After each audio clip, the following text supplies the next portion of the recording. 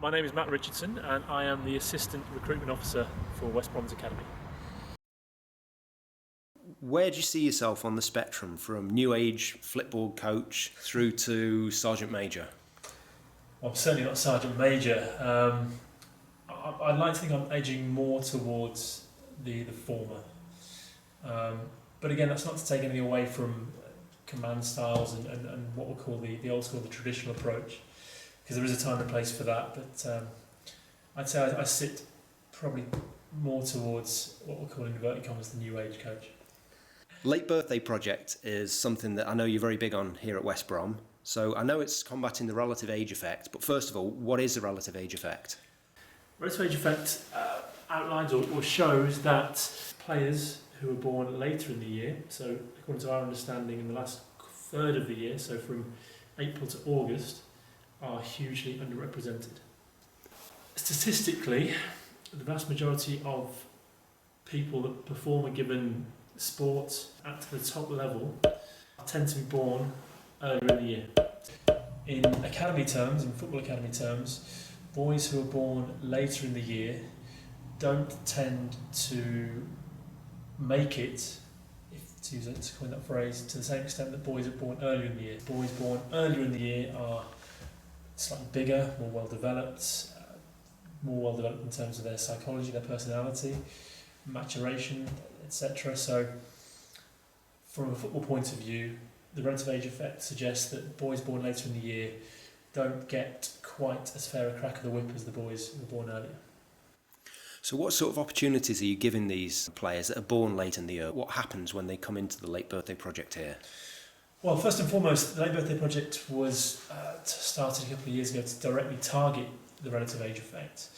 So we have annual open trials held here at the Academy. We invite anyone who wants to take part to come in for an evening where they're assessed, they're coached by our professional coaching staff, and ultimately the boys who we feel are ready for us or right for us within those age bands, the boys who are seen as having potential to go on to play for our academy in the longer term, are then brought in to one of our 4 age group bands. So we have an under 11, 12, 13 and 14 age group, and they train at Futsal Arena twice a month, so every fortnight. And the ultimate aim for those boys is to get them into the academy in the longer term. So you mentioned futsal. So first of all, what is futsal and how does that help? Well, futsal is one of the most popular or growing in terms of popularity, one of the biggest upcoming sports in the world and certainly in this country.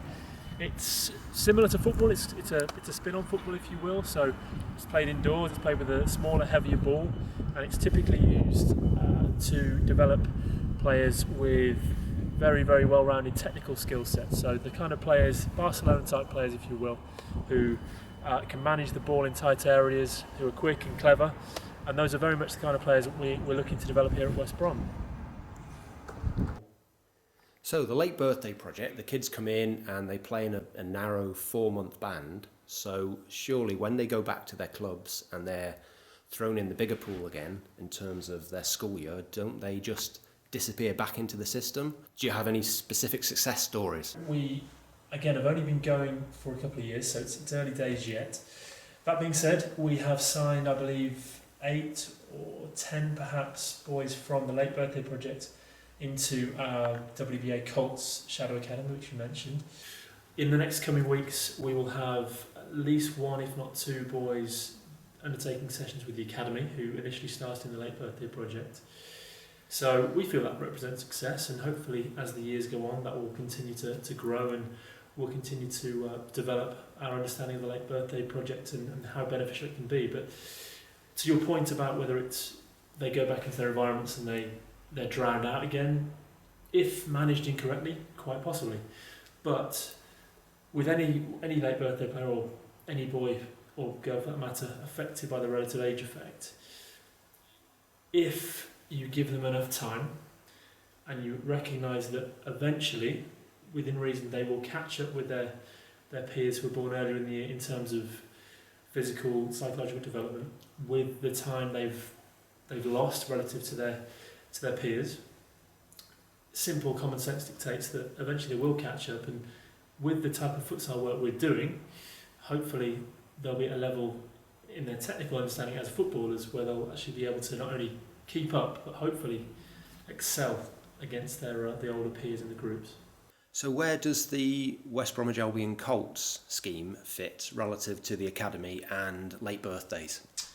Well, the Colts, or the Shadow Academy, fits directly underneath the academy. So we mirror, to the best of our abilities, the academy across most of the youth development phase. So we have teams who play at the under 11, 12, 13 and 14 age groups, and we are ultimately trying to bridge the gap between grassroots and academy football. So the Colts sits directly between the two, with the Late Birthday Project sitting probably slightly below that. So the Late Birthday Project feeds into the Colts feeds into the academy, but also feasibly the Late Birthday Project feeds into the academy as well. Are you aware of any other similar schemes to Late Birthday Project?